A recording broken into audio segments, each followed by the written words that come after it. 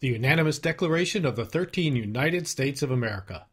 When in the course of human events it becomes necessary for one people to dissolve the political bands which have connected them with another, and to assume among the powers of the earth the separate and equal station to which the laws of nature and of nature's God entitle them, a decent respect to the opinions of mankind requires that they should declare the causes which impel them to the separation. We hold these truths to be self-evident, that all men are created equal, that they are endowed by the Creator with certain unalienable rights, that among these are life, liberty, and the pursuit of happiness. That to secure these rights, governments are instituted among men deriving their just powers from the consent of the governed, that whenever any form of government becomes destructive of these ends, it is the right of the people to alter or to abolish it, and to institute new government, laying its foundation on such principles and organizing its powers in such form as to them shall seem most likely to affect their safety and happiness. Prudence, indeed, will dictate that governments long established should not be changed for light and transient causes, and accordingly all experience hath shown that mankind are more disposed to suffer, while evils are sufferable, than to right themselves by abolishing the forms to which they are accustomed. But when a long train of abuses and usurpations, pursuing invariably the same object, evinces a design to reduce them under absolute despotism, it is their right, it is their duty to throw off such government, and to provide new guards for their future security. Such has been the patient sufferance of these colonies, and such is now the necessity which constrains them to alter their former systems of government. The history of the present King of Great Britain is a history of repeated injuries and usurpations, all having in direct object the establishment of an absolute tyranny over these states. To prove this, let facts be submitted to a candid world. He has refused his assent to laws, the most wholesome and necessary for the public good. He has forbidden his governors to pass laws of immediate and pressing importance, unless suspended in their operation till his assent should be obtained, and when so suspended he has utterly neglected to attend to them. He has refused to pass other laws for the accommodation of large districts of people, unless those people would relinquish the right of representation in the legislature, a right inestimable to them and formidable to tyrants only.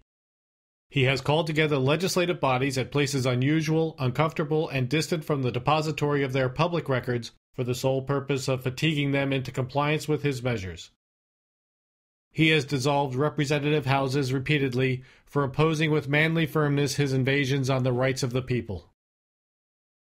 He has refused for a long time, after such dissolutions, to cause others to be elected, whereby the legislative powers, incapable of annihilation, have returned to the people at large for their exercise, the state remaining in the meantime exposed to all the dangers of invasion from without and convulsions within. He has endeavored to prevent the population of these states, for that purpose obstructing the laws for naturalization of foreigners, refusing to pass others to encourage their migrations hither, and raising the conditions of new appropriations of lands. He has obstructed the administration of justice, by refusing his assent to laws for establishing judiciary powers. He has made judges dependent on his will alone for the tenure of their offices and the amount and payment of their salaries. He has erected a multitude of new offices and sent hither swarms of officers to harass our people and eat out their substance. He has kept among us, in times of peace, standing armies without the consent of our legislatures. He has affected to render the military independent of and superior to the civil power. He has combined with others to subject us to a jurisdiction foreign to our Constitution and unacknowledged by our laws, giving his assent to their acts of pretended legislation. For quartering large bodies of armed troops among us. For protecting them, by a mock trial, from punishment for any murders which they should commit on the inhabitants of these states. For cutting off our trade with all parts of the world, for imposing taxes on us without our consent, for depriving us in many cases of the benefits of trial by jury, for transporting us beyond seas to be tried for pretended offenses, for abolishing the free system of English laws in a neighboring province, establishing therein an arbitrary government, and enlarging its boundaries so as to render it at once an example and fit instrument for introducing the same absolute rule into these colonies. For taking away our charters, abolishing our most valuable laws, and altering fundamentally the forms of our governments, for suspending our own legislatures and declaring themselves invested with power to legislate for us in all cases whatsoever. He has abdicated government here by declaring us out of his protection and waging war against us. He has plundered our seas, ravaged our coasts, burnt our towns, and destroyed the lives of our people. He is at this time transporting large armies of foreign mercenaries to complete the works of death, desolation, and tyranny already begun with circumstances of cruelty and perfidy scarcely paralleled in the most barbarous ages and totally unworthy the head of a civilized nation. He has constrained our fellow citizens taken captive on the high seas to bear arms against their country, to become the executioners of their friends and brethren, or to fall themselves by their hands.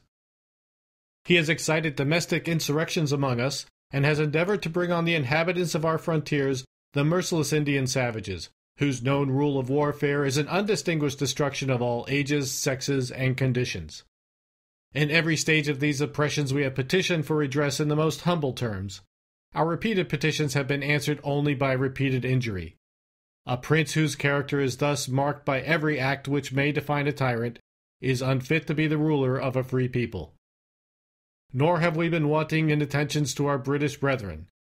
We have warned them from time to time of attempts by their legislature to extend an unwarrantable jurisdiction over us. We have reminded them of the circumstances of our emigration and settlement here. We have appealed to their native justice and magnanimity, and we have conjured them by the ties of our common kindred to disavow these usurpations, which would inevitably interrupt our connections and correspondence. They too have been deaf to the voice of justice and consanguinity.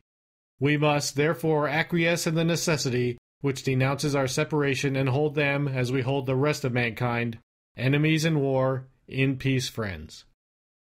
We, therefore, the representatives of the United States of America, in General Congress, assembled, appealing to the Supreme Judge of the world for the rectitude of our intentions, do, in the name and by the authority of the good people of these colonies, solemnly publish and declare that these united colonies are, and of right ought to be, free and independent states, that they are absolved from all allegiance to the British Crown, and that all political connections between them and the state of Great Britain is and ought to be totally dissolved, and that as free and independent states, they have full power to levy war, conclude peace, contract alliances, establish commerce, and to do all other acts and things which independent states may of right do. And for the support of this declaration, with a firm reliance on the protection of divine providence, we mutually pledge to each other our lives, our fortunes, and our sacred honor.